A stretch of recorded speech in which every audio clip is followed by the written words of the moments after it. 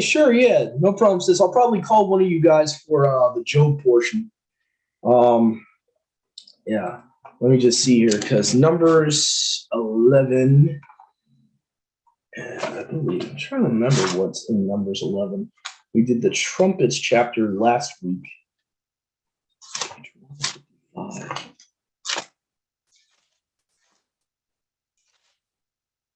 Oh boy, here we go. This is going to be a good chapter. Shalom, everyone. I'm Brother Doug with the Waking by Yahuwah Assembly, Yahuwah Almighty, Yahushua Messiah. I have Sister Milka with me today, Brother Joshua, Sister Marissa, Sister Sadia. We got Brother Dennis as well, and my mom Sharon. So we're going to be starting off with Numbers 11, which is in my Lexham Septuagint is called Murmuring in the Desert. So it says here, and the people were murmuring wickedly before Yahuwah. Okay, hold on a second. Let me just get my microphone that Sister Marissa got me a couple of years ago when she was helping me out during a tough time. Let me make sure I use this microphone here. And the people were murmuring wickedly before Yahuwah, and Yahuwah heard and was provoked with anger. And fire was kindled among them from Yahuwah. And it devoured a certain portion of the encampment, and people complained bitterly to Masha. And Masha entreated toward Yahuwah, and fire was extinguished. So the fire was extinguished. And the name of that place was called Burning because a fire was kindled among them from Yahuwah.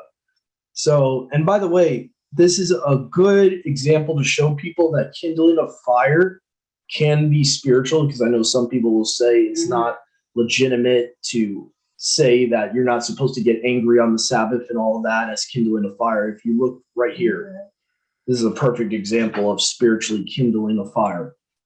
Okay.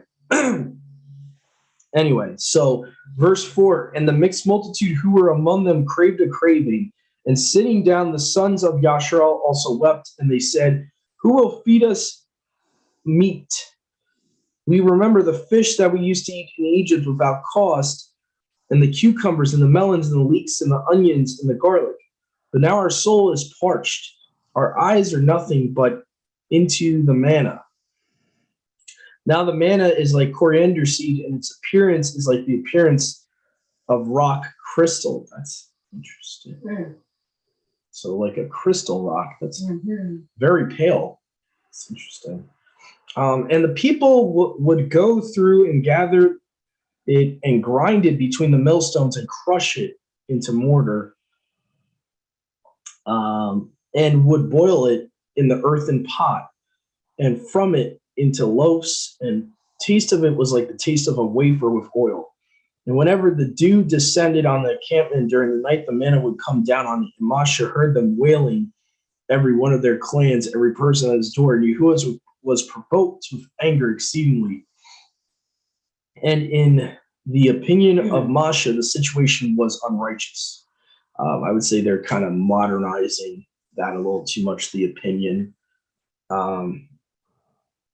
And Masha said to Yahuwah, for what purpose have you afflicted your servant? And why have I not found favor before you, so that the impulsive behavior of this people has been laid on me? Have I conceived all these people in my womb, or did I give birth to them, so that you are telling me, take them to your bosom? Just as a nurse takes up her suckling child into the land that you swore to their fathers, from where is there meat available to me to supply all this people? Since they are crying out against me, saying, supply meat for us, so that we may eat. I myself alone am not able to carry this people, because this matter is too heavy for me.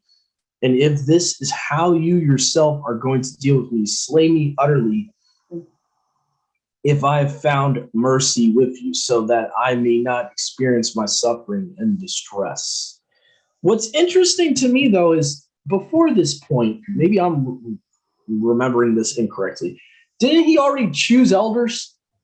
Yeah, I thought so. Yeah. Something's going on here that maybe I don't understand, because chronologically, you would have already had the situation in Exodus where Jethro tells him, listen, you can't do this all by yourself. You got to choose elders. And I could have swore Masha told that to Yahuwah, and then Yahuwah gave him the go-ahead to pick elders. So why is he the only one dealing with this? It's a little weird. Yeah. Unless that whole generation's dead, I'm a little confused. Mm.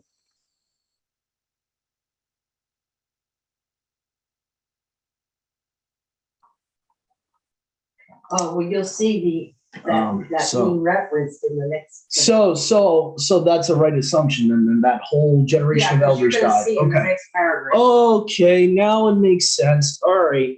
I was like, whoa, okay, this is a little weird. All right. So he hasn't chose new elders yet. Okay. All right. So, and Yahuwah said to Moshe, gather together to be 70 men from among the elders of Yashel, whom you know for yourself that these persons are the elders of the people and their scribes, and lead them to the tent of witness. And they will stand there with you, and I will come down and will speak with you there. And I will take from the spirit that is on you, and I will place it on them, and they will assist you concerning the impulsive behavior of the people. And you will not bear them yourself alone. And say to the people, purify yourselves for tomorrow, and you will eat meat, since you have cried out before Yahuwah, saying, who will feed us with meat, because it was too for us in Egypt, and Yahuwah will give you meat to eat, and you will eat meat. Not 1 day will you eat, nor 2, nor 5 days, nor 10 days, nor even 20 days. Up to a month of days you will eat, until meat comes out of your noses, and it will become unpalatable to you, because you were rebellious against Yahuwah, who is among you, and have cried out before him, saying, for what benefit was it to us to come out of Egypt? And then Moshe said to Yahuwah, 600,000 footmen are the people whom I am living among, and you yourself have declared, I will supply meat for them to eat, and they will eat a month of days. Shall sheep and oxen be slain for them, so that it would be sufficient for them? Or all the fish of the sea be collected for them, and it would be sufficient for them? And Yahuwah said to Moshe, will the hand of Yahuwah not be sufficient? Now, I'm going to highlight that for a reason. Yeah, mine's already done. So I haven't read this translation in a while, so this I don't have highlighted yet. So it says, what verse is that again? 23. 23. Okay. So, will the hand of Yahuwah not be sufficient? You know what I find interesting is that most of us that come into this walk, we believe that Yahusha is Al Shaddai, right? Well, Shaddai or Al Shaddai means the all-sufficient one. So, find that interesting. Now you will know whether my word will take effect for you or not. I would even highlight my word there. Moshe went forth and spoke to the elders of the people and had them stand around the tent. And Yahuwah descended in a cloud. I'm going to highlight that, and you'll see why later. When we finish this chapter, I go into the Targums here. And spoke to him, and took from the spirit that was on him and placed it on the 70 men, the elders. And when the spirit rested on them, they prophesied, but they did not continue. And the 2 men were left in the encampment. The name of one was Eldad, and the name of the second Medad. And the spirit rested on them, and they were from those who were enrolled, but they have not come to the tent, but they prophesied in the camp. And having run ahead, a young man announced to Moshe and spoke, said, Eldad and Medad are prophesying in the camp. And responding, Yahusha, son of Nun, or Ben Nun, the assistant to Moshe, the chosen one. Interesting, the Septuagint says the chosen one. Said, oh, Master Moshe, forbid them. Moshe said to him, are you not jealous on account of me? Indeed, who might give all the people of Yahuwah as prophets? Now, I would definitely highlight that phrase right there. Whenever Yahuwah gives his spirit to rest on them, again, his spirit, and Moshe went away in the encampment, he himself and the elders of Yashel, and so wind came from Yahuwah and swept along the quails from the sea and blew them, on an encampment. A day's journey on this side, a day's journey on that side, encircling the encampment about 200 cubits above the earth, and the people rising up during the entire day and during the entire night and during the entire day following the gathered the quails, the one with the smallest number gathered 10 cores, and they slaughtered many for themselves all around the encampment.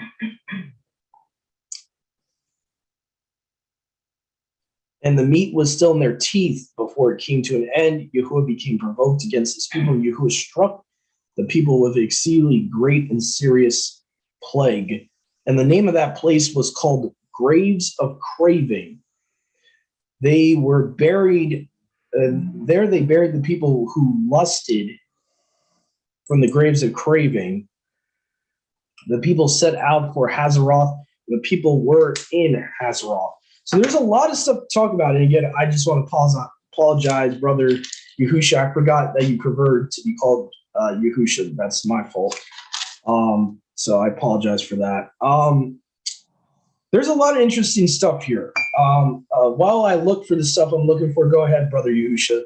I see you got your hand up. Yeah, with where's it at? Hold on.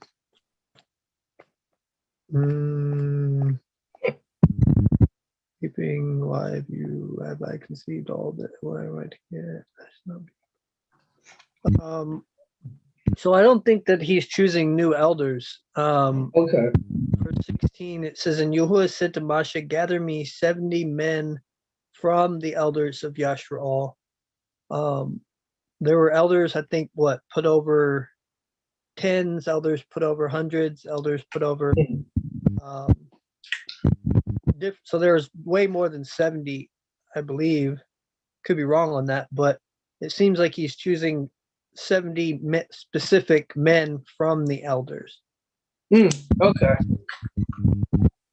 Okay, cool. That could be just a false assumption that we had in the past. Okay. Yeah, I see what you're saying. 70 men from among the elders. Yeah. Yeah, I see what you're saying. Yeah, I think I've heard that too. Yeah, so that's just a false, I guess you would call, I don't like to use the word Mandela effect, but I guess that's just a false, like, we thought it said something when it didn't. But yeah, so I'm looking for, that was a good point. I'm looking for verse 22 in one of the Targums here because I have a feeling it might be a little bit more specific.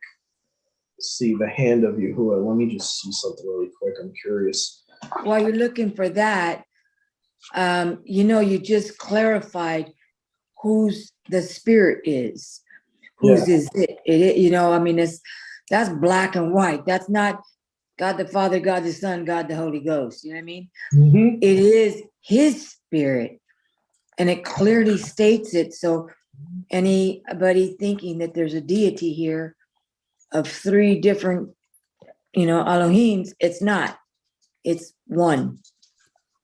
Mm-hmm. Yep, hallelujah, sis. So I'm looking at one of these Targums here towards the end of the chapter. I found it interesting that verse 20, instead of Yahuwah, or whatever it has here, so the Septuagint says Yahuwah, but if you look at the Pseudo-Jonathan Targum, it says, for a month of days until the smell of it comes from your nostrils, it became a loathing to you because you have been contemptuous against the word of Yahuwah, whose esteemed splendor dwells among you, because you have wept before him, saying, why should we have come out from Mitzrayim? So again, like we did that study last night, clearly the authors of the Targums understood that the word of Yahuwah and Yahuwah is the same exact one person. So found that interesting there. And let's see here. So what I was looking for too was verse 22, where it talks about the hand, or verse 23 talks about his hand. Okay, so I'm trying to see here. So it says, will the hand of Yahuwah not be sufficient? Okay. Okay, so I was just trying to see if there was any more distinct with that wording, but let's see here. It talks about, oh, I wanted to talk about the 70. I think it's funny that he chose exactly 70.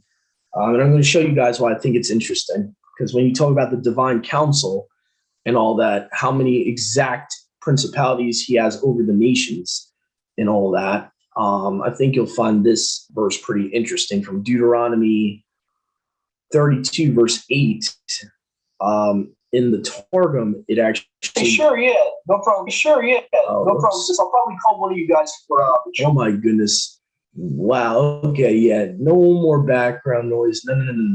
All right, sorry about that, guys. So I was going to go to Deuteronomy 32, verse 8, because it has an interesting connection in the Pseudo-Jonathan Targum to the 70 messengers and the 70 sons of Israel, like sons of Jacob. So I wanted to go to that real quick and just show you why I pay attention when it talks about 70. It seems like this is an intentional connection between the divine council and Yahuwah's people, in my opinion. So let me see here. I'm gonna go here. Deuteronomy, where are you, bud? Come on, there we go. All right, so let me go to the end of Deuteronomy here. 27, 28. 9. Doesn't say nothing about the 70. Hold on, I'm going to show you. It's 32, verse 8. I'm going to show you. There's a little expounding by the Pseudo-Jonathan one. I'm going to show you what I'm talking about. He puts a little bit of commentary in his one. So it's kind of interesting because we know that from the Septuagint and other versions of this same verse, it's not the sons of Israel that he gave the countries to. It's his angels. So it says here, when the Most High made allotment of the world unto the nations, which proceeded from the sons of Noah in separation of the writings and languages of the children of men at the time of the division, Tower of Babel, he cast lot among the 70 angels, princes of the nations, with whom is the revelation to oversee the city, probably talking about prophetically the New Jerusalem eventually. Even at that time, he established the limits of the nations according to the sum of the number of the 70 souls of Israel who went down into Egypt. So it's interesting that there's, in even the sage's mind, he's making a connection between the 70 sons of Jacob and the 70 principalities that Yahuwah gave the allotment of the countries originally to. So in this scribe's or sage's mind, he believes eventually we will inherit the nations, which, you see in prophecy. So I just thought that was interesting. The Pseudo-Jonathan kind of expounds in Deuteronomy 32, verse 8, and compares the 70 princes, 70 principalities to the 70 souls that came from Jacob. And it's kind of interesting. So when I see 70 in Numbers 11, 16, I guess Yahuwah was bringing to remembrance what I remember reading from this. But go ahead. I forget who's first. I don't know, Brother Yahusha, you had something you wanted to mention? I see both of you guys have a hand up. Yeah. When Yahuwah is slaughtering these people for gathering, I just wanted to touch on this.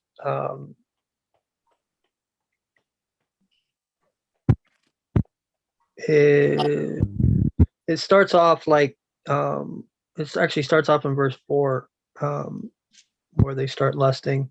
Multitude of them lusted exceedingly, and they and the children of Yashar all sat down and wept and said, who shall give us meat to eat? We remember the fish which we ate freely in Mitzrayim, and the cucumbers and the melons and the leeks and the garlic and the onions. But now our soul is dried up, our eyes to nothing but to the manna, and the manna is as coriander seed. And then you skip forward, and Masha heard them weeping by their families, everyone in his door. They're like very unsatisfied. Yep. The where they were at, what they had, they didn't appreciate it, and they wanted meat, and Yahuwah gave it to them. Yahuwah gave it to them, and then he killed them. Interesting. Yeah, and this reminds me, he gave it to him, but very begrudgingly, not really wanting to, more or less like Yeah, no, that's what I meant. showing favor a little bit. I would say he's showing a little bit of mercy to them, but then he flogs them right after. So I can compare this to where Paul in Corinthians addresses eating meat sacrificed to idols, where Paul's actually speaking against it. And Paul even quotes, I think, from here where he talks about they lusted. Don't be like those that were in the temptation in the wilderness. And I think where it talks about doesn't it say the graves of lusting in your version, Yes, Mom? it does. Yeah, I think that's Yeah. where Paul's actually quoting from, in my opinion. If you have like an ISR 2009 or one of those versions, it will have a footnote about that. They call it Hibrat Hatava. Yeah. And then at the bottom here, it says So- means graves of graving. Yeah, so when Paul's actually talking about when he's talking against the whole eating meat sacrificed to idols, probably we probably don't know for sure in Numbers 11, but the reason why they're probably craving the meat of Egypt is because there probably is a connection to that. In reality, if you think about it, right, they lived in Egypt for how long? I'm pretty sure they started eating meat sacrificed to idols. Sure. For the 200 and something years they were in Egypt. Eventually they, would have had to. I mean, with not having the Torah, it seems like they forgot all about the Torah. They forgot all about Yahuwah's ways. I'm pretty sure they eventually did. So that's what I wanted to piggyback off of what Brother Yahush is saying. I would say, yeah, Yahuwah's not too pleased that they're talking about Egypt. Why did you take us away from Egypt? We had all this nice food, all this meat. I kind of wonder if that's why Paul quotes from this, is that he's trying to make a connection with the meat sacrificed to idols, and that in Egypt they would have had that. It's speculation at this point. I can't really prove it, but the fact that Paul quotes from it, talks about the lusting in 1 Corinthians and all that, the lusting after the meat. I think, but it's true though what Brother Yahushua said about Yahuwah did give them the food, but it seems like Yahuwah did that just to appease them at the moment. But Yahuwah was still planning to punish them, which he actually did. So, Kind of like how he gave Balaam. Balaam went after, like, he wanted to go. He wanted the money. He wanted the. Why else would Balaam keep coming back after Yahuwah's told him, like, no, the first time, but he goes back the second time and he asks, and finally, Yahuwah says, okay, go with them, and then rebukes him for it. Like, he'll give you over to your desires, and he'll rebuke you the whole time as he gives it to you.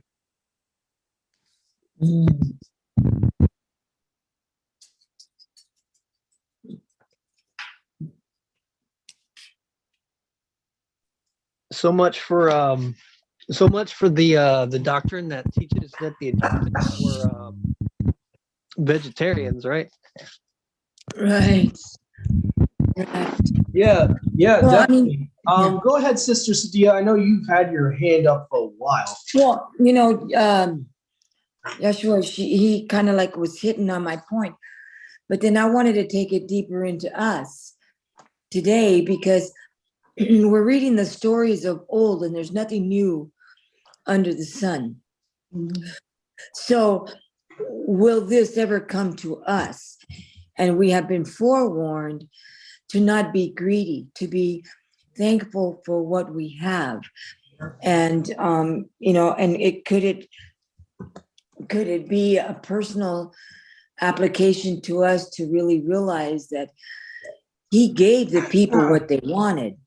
And they cried out for it. And that's something that, okay, Father, all I want is your will, what is best for me.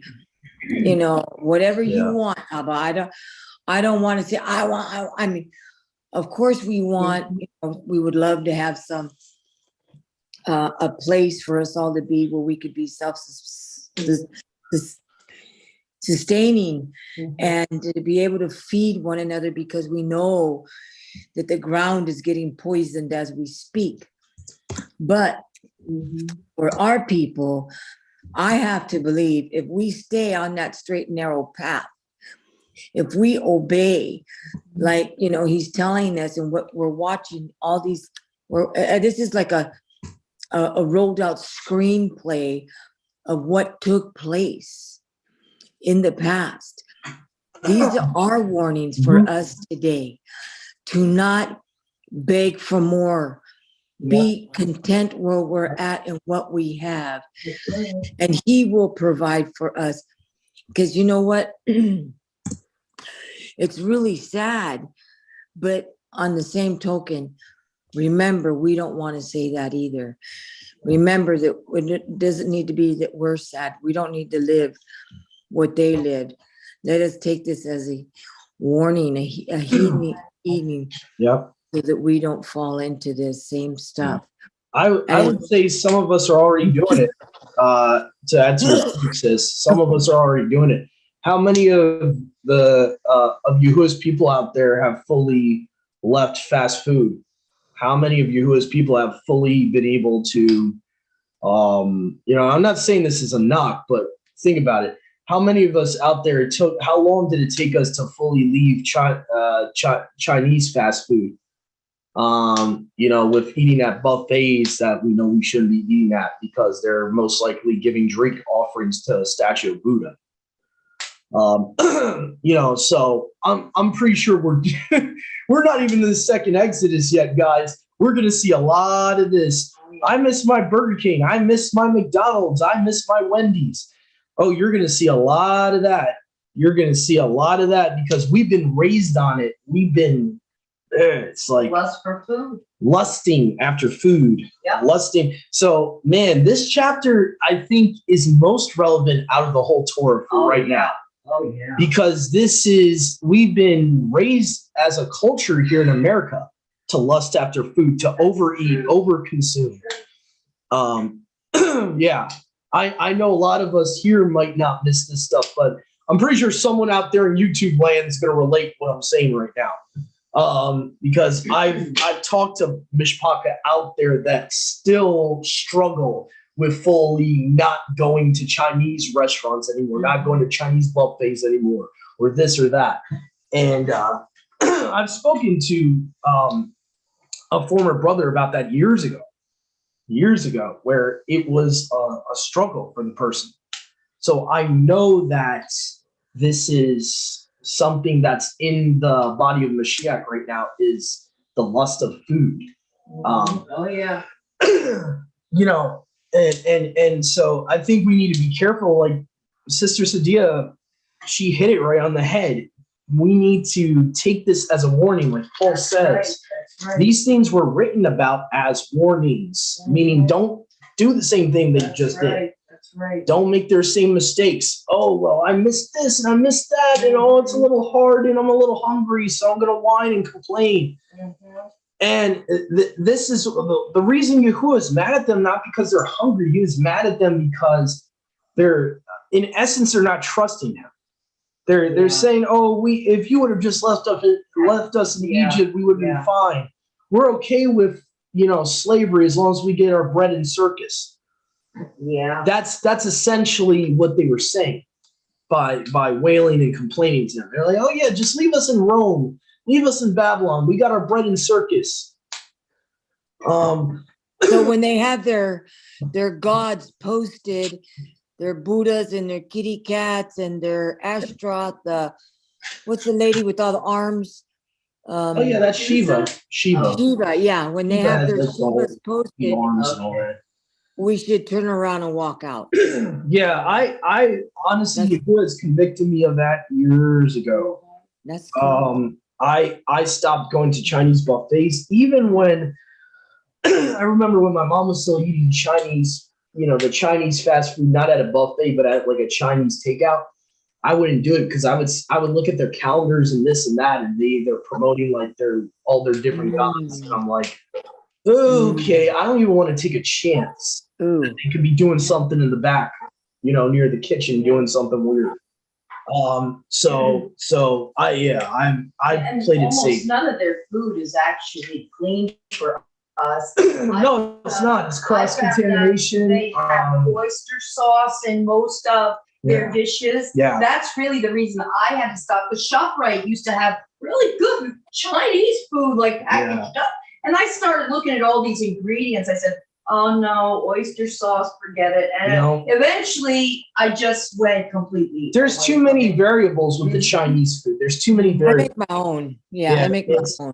It's and so those are the obvious ones that we should know we shouldn't be eating.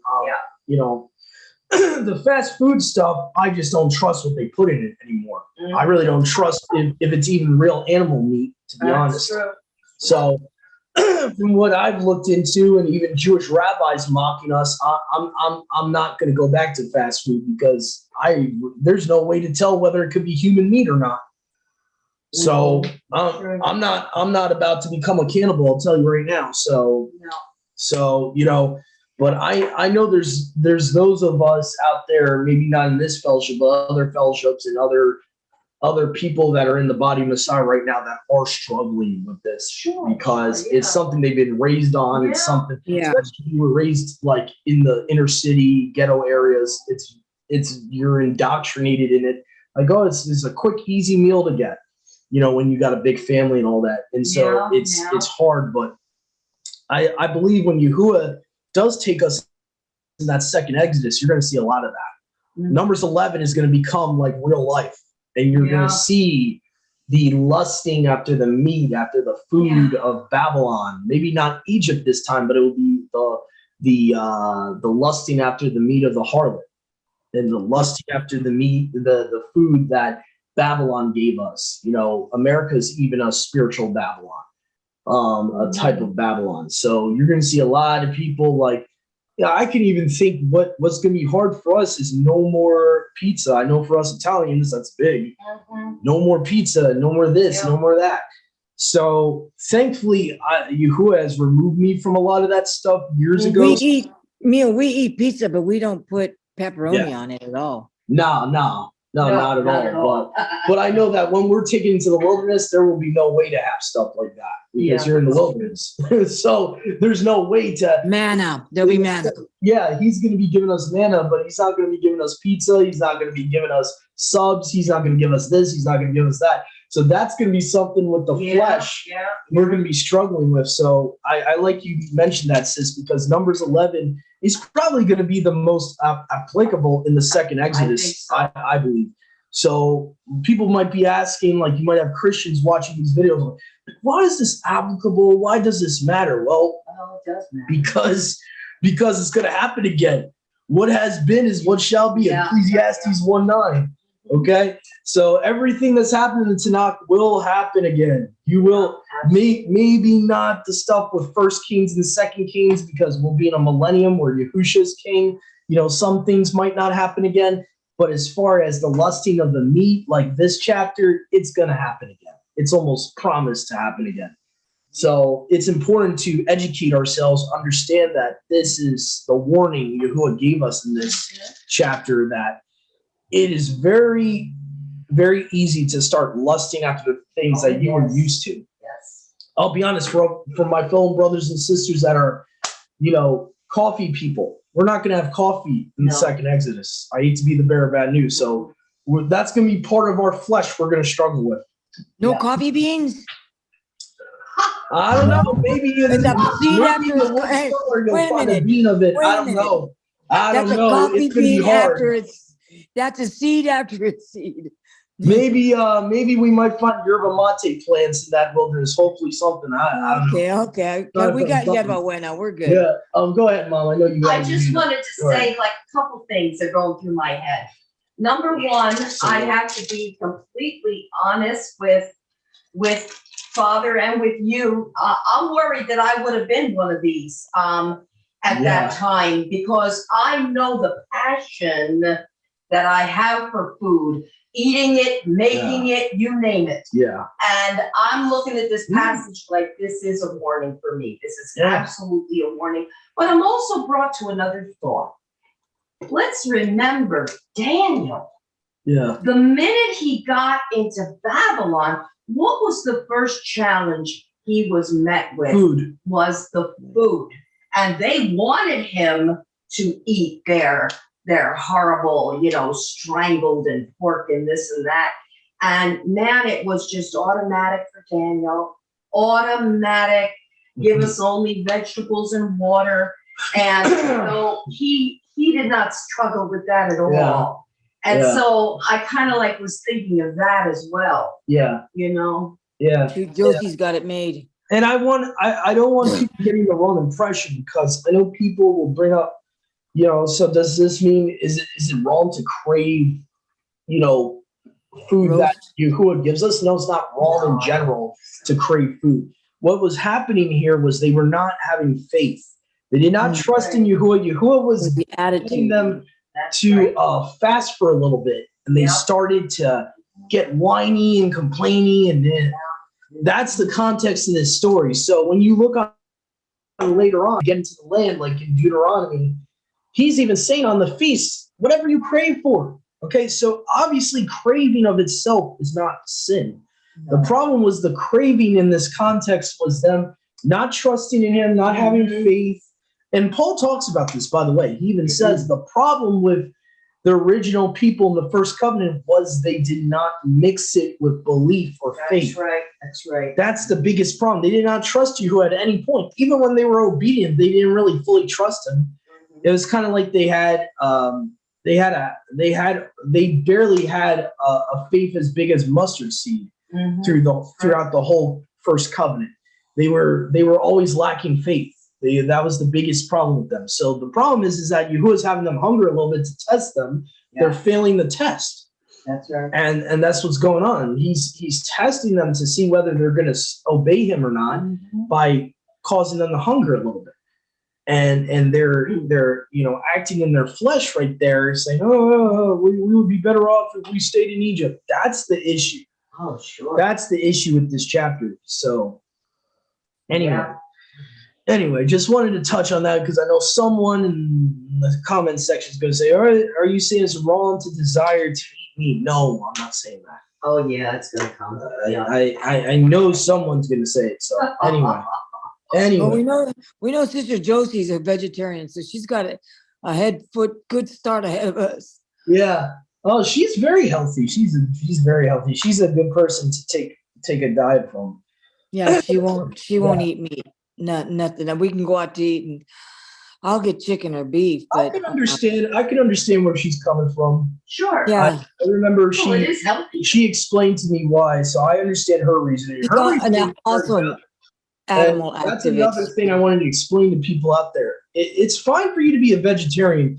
My cause of concern, and she even told me it's not for religious reasons. So my concern is when people become vegans or vegetarians for religious purposes, like the whole weird 7-day Adventist doctrine of you have to be a vegetarian to enter the kingdom. Yeah. That is That's added. a doctrine of devils.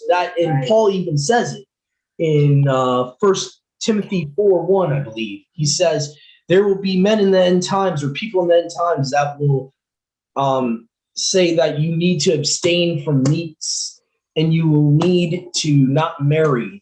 Those are the two things that you'll see in the Gnostics and you'll see in the Catholic Church with the forbidding to marry. Those are the two main things that literally Paul writes to Timothy, says is a doctrine of devils. So it's okay if you want to be a vegetarian for health reasons. There's no problem with that. I totally understand that. To be honest, there's a lot of stuff they put in the meat. There's a lot of, so I can totally understand from her perspective. I can totally get from her perspective. My cause of concern for the body of Messiah in general is that we unlearn this whole religious veganism stuff, which I know Sister Josie does not hold to, but others out there, you know who you are. Okay, you know who you are, who like to read these Zeta Kite writings, okay, and get deceived by these Dead Sea Scroll writings that promote religious veganism. Okay, so that is a doctrine of demons, though. Just to say that is, according to Paul himself, is a doctrine of devils. So if we believe in Paul's writings, we cannot believe in religious veganism. It is a false doctrine. So anyway, and going to a whole tangent, how he got into the 7-day Adventism, I can only imagine that Gnostics infiltrated And that's how that came about in there, because the Gnostics are big on that. They're big on not feasting. They're big on, oh, it's bad to feast. Oh, you shouldn't do this. You shouldn't do that. Don't taste, don't handle, don't touch. When Paul's talking about that in his letters, he's talking about the Gnostics historically. Okay. They'll tell you you can't eat this, you can't eat that, even though Yahuwah gave them for us to receive. Anyway, but just to explain that. All right. So I don't know who put their hand back up first, or Sadie, was that you, or Brother Yahusha? I can't really tell. I'll lower mine, babe. Sorry Okay. about that. I couldn't tell who it was. So go to 2:18 and 19 real quick. Starting verse 17. These men are springs without water, as clouds that are carried with a tempest. The mist of darkness is reserved to them forever. For when they speak great swelling words of vanity. They allure to the sensual lusts of the flesh. But there are those who flee at a word of warning from those who live in error. They, while they promise liberty, themselves are the slaves of corruption. For man is overcome by whatever it is that enslaves him.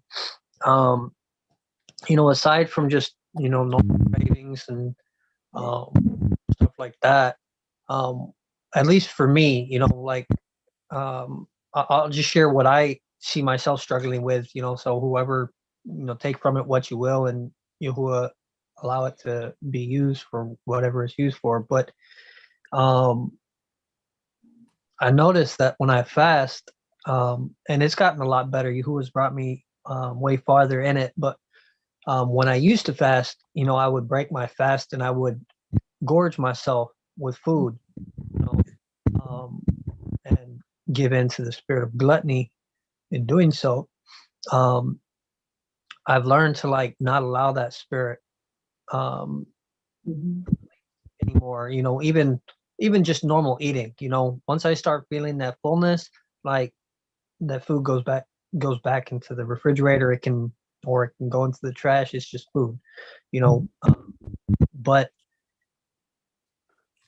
breaking a fast, or being in that place of fasting, whether you're breaking it or whether you're in it, seems to be where that lust of the flesh, or whether it be lust of food, or whether it be gluttony, or whatever it may be, seems to try to hit you the strongest, or at least it hits me the strongest, to the point when I break a fast, I get hit with these cravings of stuff that I rarely eat, just normally. Like the other day I got hit with this I need to go get some ice cream, and I don't eat ice cream. It's like once in a blue moon, but all of a sudden it hits me, after I break a fast.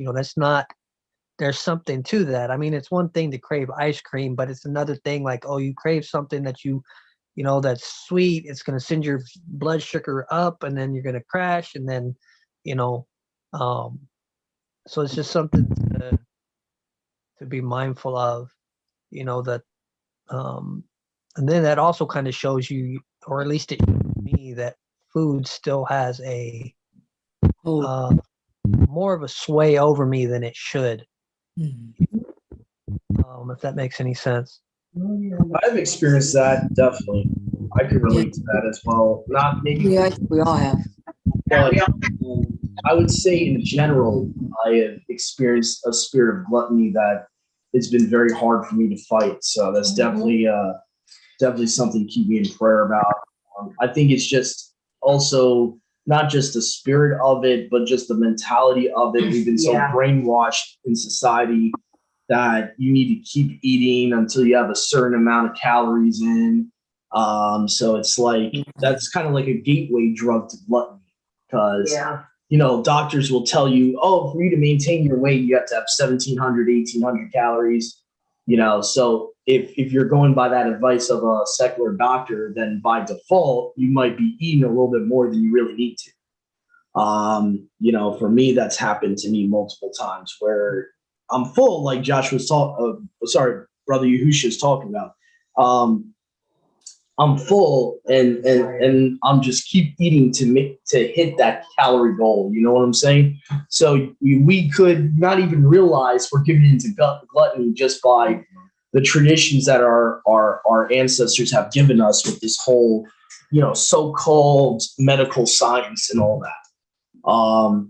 So because I'll be honest with you, there's days where I'm completely content with less than 1,000 calories. So it goes from day to day.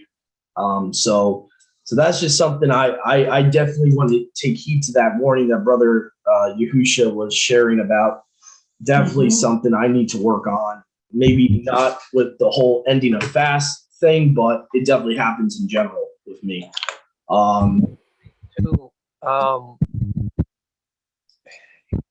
When we get those of us that go into the wilderness,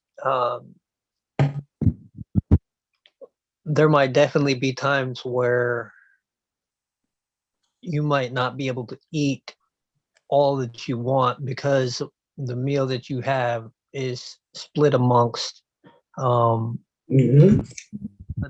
community. And in that, you're really going to have to, because I like to eat a lot. I can sit there and eat a lot, but and moving in operation of, and moving in the ruach of love, like eating enough so that the rest of your mishpachah has enough to eat as well, is going to be important. Learning to ration out what you have. Makes any sense? Yeah, definitely. So I think we've expounded as much as we can out of this chapter. Subject, yeah. To quote Fraser here, I think we expounded the crud out of this. So I think we definitely need to move on. I think, but it was very good though. It was very needed and important. But I don't want to beat a dead horse here, as the old saying goes. And I don't mean literally beating a dead horse. Okay, I know someone's going to say that in the comments. No, it's an allegory. It's an expression. It's because All right, so let's see here. We got Numbers 12. I'll let you read, Mom. Go ahead. Okay. Miriam and Aaron began to talk against Moshe because of his Cushite wife, for he had married a Cushite. Has Yahuwah spoken only through Moshe, they asked. Hasn't he also spoken through us? And Yahuwah heard this. Now Moshe was a very humble man, more humble than anyone else on the face of the earth. At once, Yahuwah said to Moshe, Aaron and Miriam, come out to the tent of meeting, all three of you. So the three of them came out. Then Yahuwah came down in a pillar of cloud. He stood at the entrance of the tabernacle and summoned Aaron and Miriam. When both of them stepped forward, he said, listen to my words. When a prophet of Yahuwah is among you, I reveal myself to him in visions. I speak to him in dreams. But this is not true of my servant Moshe. He is faithful in all my house. With him I speak face to face, clearly and not in riddles. He sees the form of Yahuwah. Why then were you not afraid to speak against my servant Moshe? The anger of Yahuwah burnt against them and he left them. When the cloud lifted from above the tabernacle, there stood Miriam leprous, like snow. Aaron turned toward her and saw that she had leprosy. And he said to Moshe, please, my master, do not hold against us the sin we have so foolishly committed. Do not let her be like a stillborn infant coming from its mother's womb with its flesh half eaten away. So Moshe cried out to Yahuwah, oh Elohim, please heal her. Yahuwah replied to Moshe, if her father had spit in her face, would she not have been in disgrace for 7 days? Confine her outside the camp for 7 days. After that, she can be brought back. So Miriam was confined outside the camp for 7 days, and the people did not move on till she was brought back. After that, the people left Hazeroth and encamped in the desert of Paran. Wow. So the first thing I noticed that was interesting here that a lot of us just kind of overlook. Verse 8 here says that Masha saw the form of Yahuwah, right? So if you go to the Brit Hadashah, what does Paul say about that? He says that Yahusha is the very image. So who did Masha see here? He saw Yahusha. He saw Yahusha because Yahusha is the exact image of his esteem, or however it says. So that's how we know Yahusha is the person known as the splendor of Yahuwah, the esteem of Yahuwah. So right here, Masha, you could say even possibly, I think he would have met Yahusha before this point, but we can clearly see he interacted with Yahusha here. So this is why there's such a special relationship. He knows Yahuwah like a friend. He's seen the very image of Yahuwah, who is Yahusha himself, and all that. So that's what I wanted to comment on. We got 2 hands up. I think Ronnie had it up first, I believe. Go ahead, Sister Ronnie, and then Brother Yahusha. Oh, no, sorry. That was from the verse we were reading before. Okay. Sorry. Okay. Did you still have a question about that verse, or? No. It was just more of seeking the kingdom first, and all things will come. Again, going back to the heart condition of, being selfish and wanting what they wanted and not dying to their self, and also betrayal of their words, saying, whatever you say, we will do, which is that covenant, again, breaking covenant with, our husband.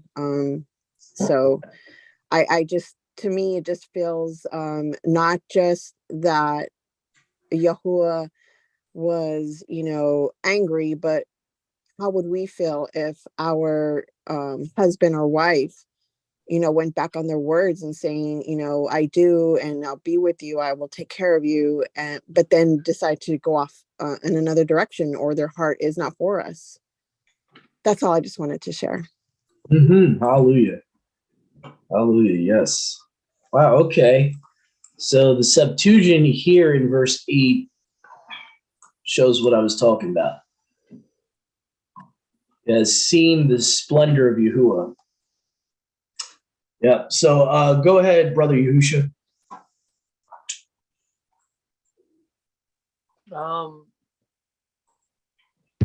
Just say it was it's definitely a warning to watch, be careful of our thoughts and be careful of what we say. With Miriam and Aaron. Yep. And be careful of who we speak out against. I would add to your point, or even who we need to be careful that we're not hating our brother and our sister in our hearts. I learned that actually the other day. Just a reminder of that with 1 Samuel. Even though David was justified to kill Saul, he didn't kill Saul. He spared his life, and the only reason he gives is that he is Yahuwah's anointed. That's right. And he would not kill him because he's Yahuwah's anointed. He would not do anything against him, regardless of Saul hating him and seeking his life. Shaul seeking his life and all that. So I think that's very pertinent to what, kind of similar to what we're talking about with Numbers 12. We can have problems with one another, but realize who Yahuwah's anointed is. That's right. And again, Masha is his anointed. Masha was actually the leader over all of Israel before he had these elders. Okay. So what's happening here, the grave sin is his own physical sister and brother are like murmuring against him. Mhm. His own people of the same household as him. And he kind of reminds me of what Yahushua says about the end times. Yeah. A sister against a brother, a mother against a daughter, a father against a son. It's kind of similar to this situation in Numbers 12, and how really, they're just jealous. They're envious. They're jealous. Oh, well, he's a leader over them. Same thing with Korah. Why did Korah rebel? Yeah. Jealousy. That's right. Jealousy is always the problem. Envy. That's why envy is such a big sin. Now, in the Christian tradition, Mom, is envy one of the 7 deadly sins or no? Oh, I don't know what the deadly sins are. I Okay. really don't. I'm just curious That's more because like a Catholic. I know. thing. I'm just curious to see if they have envy as the top 7 there. I'm just curious. I don't know. I'm just curious, like jealousy or envy. So, Yeah, it is one of the sins that they list. Brother Doug. wow. Okay, so yeah, in their own religious tradition, then Miriam and Aaron would have broken one of those 7 deadly sins. So that's interesting. So that's a really big thing here. And we also see that they go so petty as to point to that he's married to an Ethiopian woman. I mean that, like I said, I think Brother Yahushua hit it on the head. We have to be careful with, with not becoming envious and then it turns into a spirit of hatred there. I mean, for you to speak out against his wife for no reason, what did she do? She didn't do anything. You're going to speak against her. And that's why Yahuwah came down and gave Miriam leprosy. And because of that, it's a punishment for her. And again, what's interesting here is that there's something already in their culture. Yahuwah mentions that if a woman is unclean, it's almost as if she was spit on and she's unclean for 7 days. As far as I know, did Yahuwah give that command yet about the whole, spitting spitting a woman's face and all that? I don't think he gave that command yet.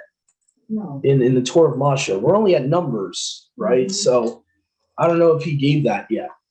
So that's something I would like to look into because it seems like something's being mentioned here that Yahuwah has expressly given to them at Mount Sinai. So I wonder if that was something already Yahuwah gave to them in time past and was just reminding, these Hebrews about their culture. Like if a woman's unclean, wouldn't she be, outside the camp for 7 days and all that? It could have been given beforehand in Numbers. Maybe I just don't remember it, but it's kind of interesting. Talks about that because it says, if her father had indeed spit in her face, would she not be unclean for 7 days? That's the commandment I'm talking about. I don't think it was given yet. So Yahuwah is speaking on something that he probably commanded the descendants of Jacob before he even gave the law at Sinai. It seems like. Because there was a law before the law at Sinai. There was like a, law he gave from the garden and on and all that. So I'm kind of wondering if that's one of the things that he expects them to already know about, or at least Masha to know. So anyway, that's all I really had to speak on that. Let's see here. That's pretty much it. It was a very short chapter. Yeah. Oh, we kind of did this as part of the study last night, but I just wanted to mention here. Here's another reference to Yahushua here, verse 5. Yahuwah descended in the pillar of cloud and stood at the entrance of the tent to witness. And Aaron and Miriam were called, and both of them went forth. Now, I know a lot of people will say, well, it says the Father descended. Okay, let's turn to the Targums here. I'm going to show you that this is just an understanding they knew and they understood that Yahuwah is his word. Okay. Let's see here. So this is verse 5. Instead of Yahuwah, it says, and the splendor of Yahuwah was revealed in the cloud of esteem.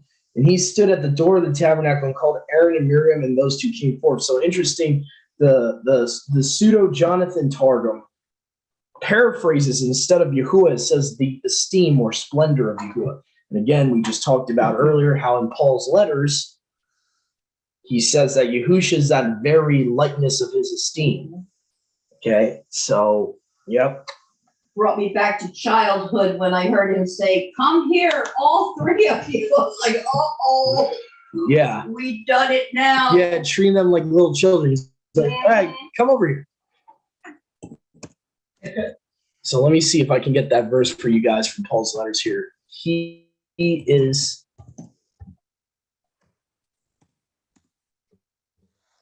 the very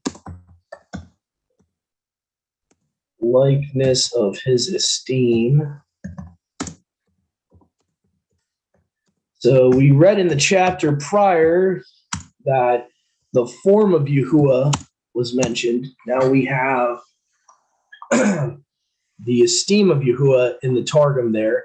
And Philippians 2:3-11, by the way, anyone interested, is where I'm quoting that from. So Philippians 2:6, it starts out, it says, who being in the very nature. Now, again, I don't like the NIV version for that one. They try to take away from the oneness there.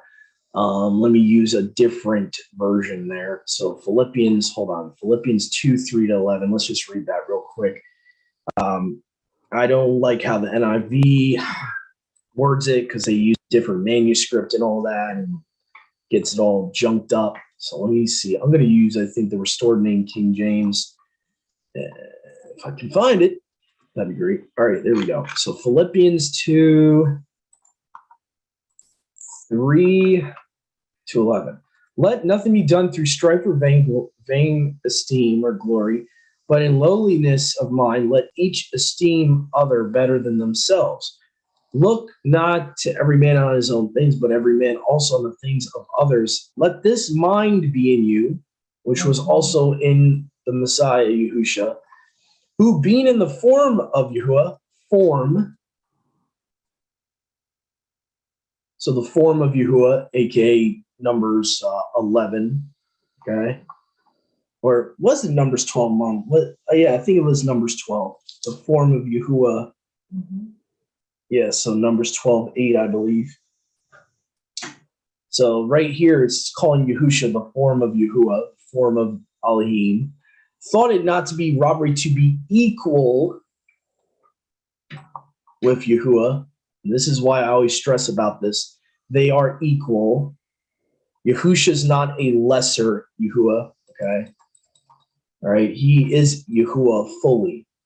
Mm-hmm. But made himself of no reputation. So this is the mind that Paul's talking about. So verse 5 in context is talking about what he's about to say in verse 7.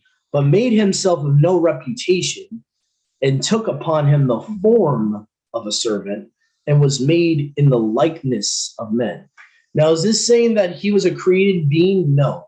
It's saying that he took on a fleshy body. He took on the form of mankind, that he took on that form. And how do I know this? Because Paul in Romans quotes from Psalms 46-8 from the Septuagint, which clearly shows in a messianic prophecy, there was a body prepared for him. Mm-hmm. Sacrifice and offering you would not, but a body you have prepared for me. Whole burnt offering and sacrifice for sin you did not require. Then I said, behold, I come in the volume of the book. It is written concerning me. Again, David cannot be talking about himself here. Okay. I desire to do your will, O my Alua, and your law in the midst of my heart. So again, though, if you go to verse 6, it clearly shows that Yahusha pre-existed. There was a body, a human body prepared for him. So that's where we get the understanding of the doctrine of incarnation. The deity, the Almighty himself, came and became a human. He took on a human body. So that's where we get that. Where it gets confusing is if you have a Masoretic version of that verse and it says, you've opened my ears. Because the Masoretes, again, to help you guys understand this, the Masoretes did not believe in Yahusha. They did not believe he was the Messiah. They did not want people believing that Yahusha pre-existed, because their whole idea was, he's, the physical son of Joseph. And, the Masoretes were very similar to the Pharisees. They did not believe in the virgin birth. They did not believe Yahusha was born of a virgin, that he pre-existed before his human existence. They did not believe any of that. So they changed a body is prepared to me to you have opened my ears. Which, by the way, you know how it's very easy to see that something's wrong here? Go to Hebrews 10:5-6. It does not say you have opened my ears. Okay, so Paul's quoting from this verse, but you can only match it up with the Septuagint. Therefore, coming to the world, he says, slaughtering a meal offering you did not desire, but a body you have prepared for me. So again, we know for a fact something's going on. So there's some funny business going on here, that they changed it to you open my ears.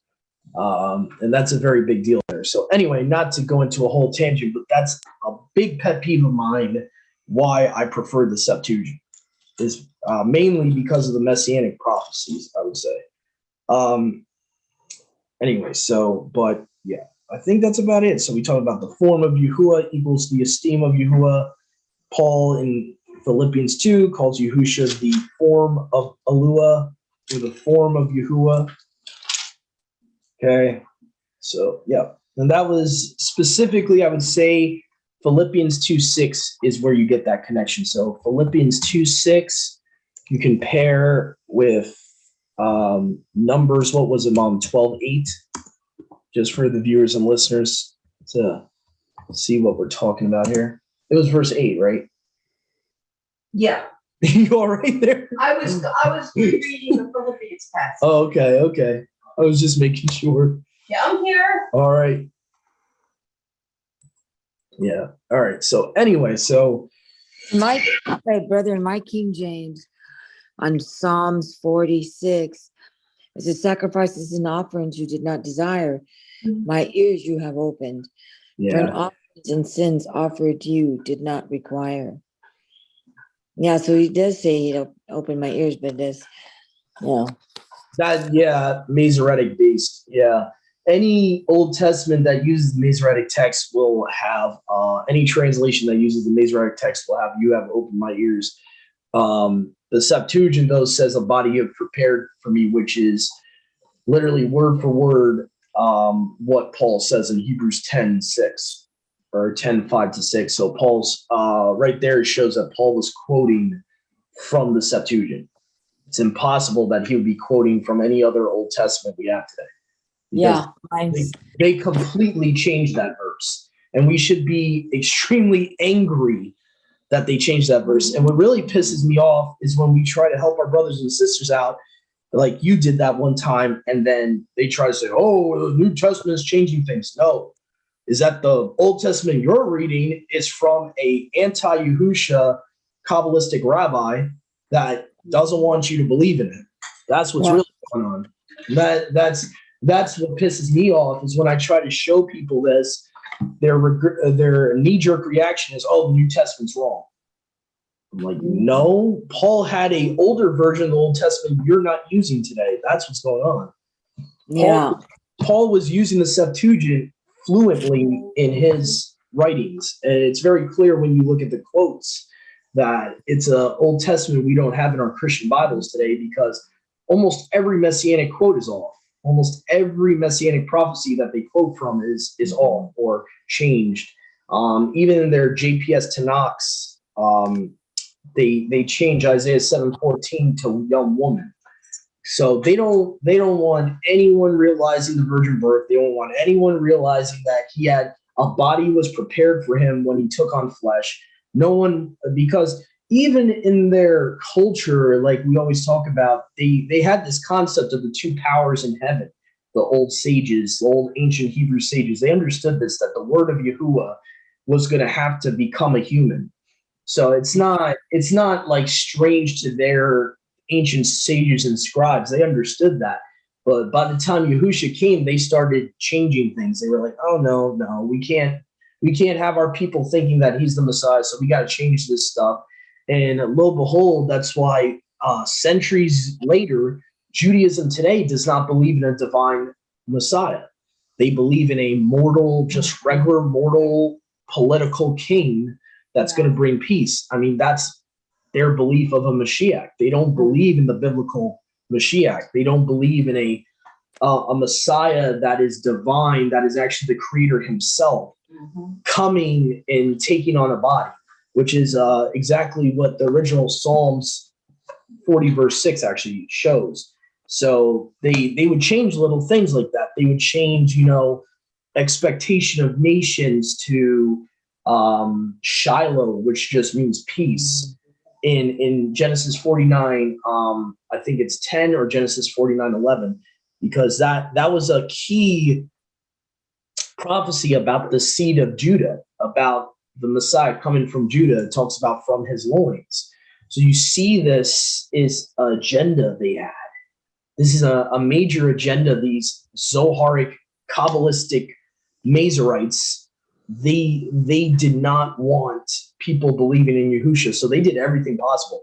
And that's the misconception we have, is that the vowel points just change pronunciations. No, the vowel points not only do that, but the vowel points they inserted into the Hebrew language have also in the text have changed the way sentences are worded.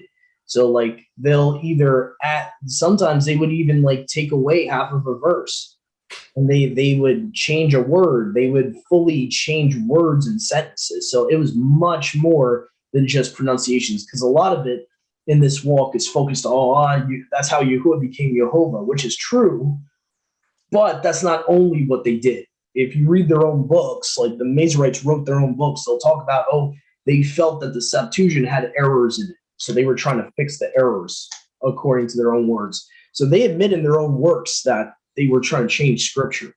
And so this is one of the verses that they have bastardized. They have changed. And that's why I tell people, even if you don't fully trust the Septuagint yet, use it as a reference, because this is something the apostles had. Traditionally, it was called, the Septuagint back then in the first century was called the Apostles' Bible. Beautiful. It was their Bible. It was and historically it can be proven that that's all they had. They had the Septuagint. That's mainly what they had. Yeah, there were Targums probably circulating somewhere into the first century, but mainly it was the Septuagint was the Bible of the early first century assembly. Historically, we know this. And this is something that we have not been educated on, is that that's the Bible they use. So when they're writing their New Testament books, they're quoting from an Old Testament that's not in our Bibles. That's the confusion. That's the confusion. It goes all the way back to the Protestant Reformation and all that nonsense. They're trusting Judaism for the Torah and all that, and how they messed up because they just trusted that the so-called Jews would keep the Tanakh pure and all that. So we really have the Protestant reformers to blame for that, why our Bibles are the way they are. Partly is due to the Protestant reformers, and later on these modern translators have trusted in the wrong Greek manuscripts for their Old Testament.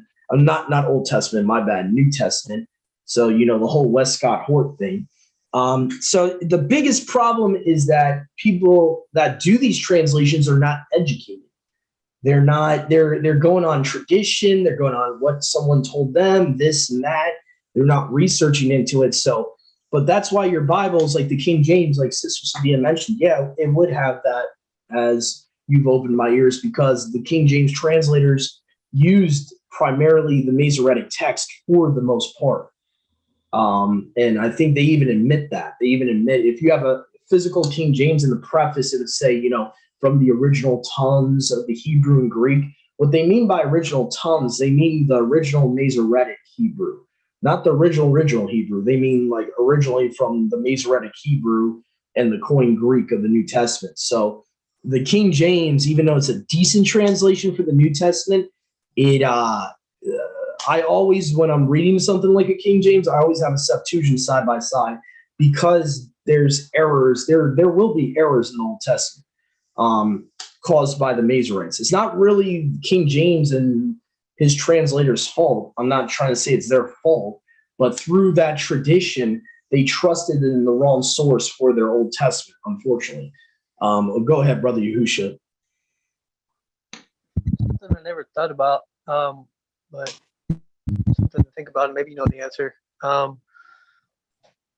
Would the Masoretes have been actual Yahudim, or would they have been converts from like possibly Ashkenazis or Khazarians, or maybe before, or I don't know. It's tricky because that history starts getting blurred from us from, like, I would say right before the Middle Ages, which, it's really, only 600 years before the Middle Ages was our Masoretic text, Old Testaments. 1000 or 1100 AD, it was finished, the Masoretic text. So now you have 10th century AD, mind you, is how new the Masoretic text is. Major problem that it's that modern. Because that means that all these 1,000 years from Messiah's ascension, all of a sudden a new text arises out of nowhere. But yeah, it's that the major problem there, like you said, we don't know if they were really Yahudim or not. I mean, we could speculate they could be possibly really Yahudim if what Encyclopedia Britannica says is true, that they had a lot of schools in Babylon, and that I guess not every Yahudim from Babylon came back. Maybe you would have real Judeans in their Talmudic schools in Babylon and Palestine making this manuscript. It's possible. But I can see from the flip side, the other is possible too. You could have already had converts. You could have already had European converts even as early as 10th or 11th century AD. I mean, it's not that far from the Middle Ages. You're only talking about, what, 400 or 500 years? It's not that far away. So, as far as the German converts and all that, I think they came much later. I could be wrong, but like the whole 1948 stuff, that came much later. But you could have some that would have converted. You could have had some Polish, some this, some that. Who knows? I really don't know. I don't know much history about the Khazars and all that, so I'm really just shooting from the hip here historically with that. I am not the best person to answer that. I know very limited historical information about Zionism and the 1947-48 thing. I know some stuff, some historical stuff, but I wouldn't be able to tell someone when the converting started. When did they start converting to what we call today rabbinical Judaism? Back then it would have been called Phariseeism or Sadduceeism. So, I have no idea when you get European converts to that. I'm pretty sure there was converts in Yahusha's day, even when you had Gentiles from Greece coming on, and, you had different ethnic nations coming to Jerusalem. Some would not even follow Yahusha's disciples. Probably a small amount would have went, I like what these Pharisees have to say and this and that. So, as far as Phariseeism, we don't know when that would have happened, when the proselytizing, because I think, doesn't Paul talk about the Pharisees have proselytes? He talks about them having proselytes and converts and all that. So it could go even earlier, bro. I really don't know. It's hard to fully answer that. I think that's something lost in our history, is periods like that, where there's not much written about that period, 11th century AD. All I do know is that's when the Masoretic text was created. So from Messiah's ascension all the way of 1100 years later, there's a gap. You have a gap between the Septuagint, that long of a gap between the Septuagint and the Masoretic text. The Septuagint was created in 300, somewhere between 285 and 300 BC. Watch for me. I got to log out. Yeah. Oh, okay. Says sure. Yeah. But anyway, historically, there's about almost 1100 year gap between the two manuscripts. That's the biggest problem. Biggest problem. Number two, it's documented what they believed. They are the people to give us the vowel points. They are the people to hide the Father's name. They are the people that would have agreed with the Pharisees before them that don't preach in Yahushua's name concept. These are the people that gave us the Masoretic text. So we have to, I'm not saying throw away your Bibles. I'm just saying be conscious of their agenda and how they're going to corrupt certain things, especially with the Messianic prophecies. I would really suggest when to do a study on the Messianic prophecies in your own time, and just, however you can, get a version of the Septuagint, whether it's in, on a Bible app. The Brenton's is very easy to come by. Brenton's English Septuagint is very easy to come by. You can find it almost on every Bible app out there, especially if you have Android. If you have Apple, I would suggest eSword. Look on eSword for Brenton, and under the description, it will say, Brenton's English translation of Septuagint 1851, all that. So we just haven't been educated that there's a Septuagint out there. Because mind you, Brenton made his translation before the 1900s. That means this has been out here the whole time. And I forget who asked me. I think Sister Marissa, you asked me one time if I found the Dead Sea Scrolls. The problem is we're educated about the Dead Sea Scrolls, but we don't even realize a copy of a copy of a copy of Yahushua's Tanakh that he used is available to us and has been available to us since the 1800s in the English language. The fact that the church hides this from us is criminal. The Brenton's translation has been out since 1851. And there's a lot of Septuagints you can find today out there in modern English. Like I was reading from the Lexham English Septuagint. You have the Net version, which I believe is the Oxford Press. Oxford University has made a modern English version of the Septuagint called the Net Septuagint. There's so many translations of it out today in the year 2023. So, but I really recommend people, if you can't afford one, use it on a Bible app or something side by side with whatever physical Bible you have, just so you're aware of these differences, because it's really important. A lot of these are Messianic prophecy, doctrinal, and I've seen it where people start doubting the New Testament because they're only reading from a Masoretic-based Old Testament. So they think that the New Testament's making up things when it's not. So I think it's very important, in my opinion, to start at least using the Septuagint as a reference. That's my opinion on that. But anyway, so we're going to be back. I think my mom's getting a little hungry. I think other brothers and sisters here probably need to have some lunch. We're going to take a short intermission. We'll be back as soon as possible, everyone. So please stay tuned.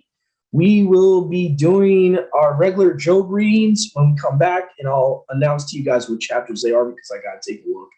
So please stay tuned, everyone. We'll be back shortly. Shabbat Shalom.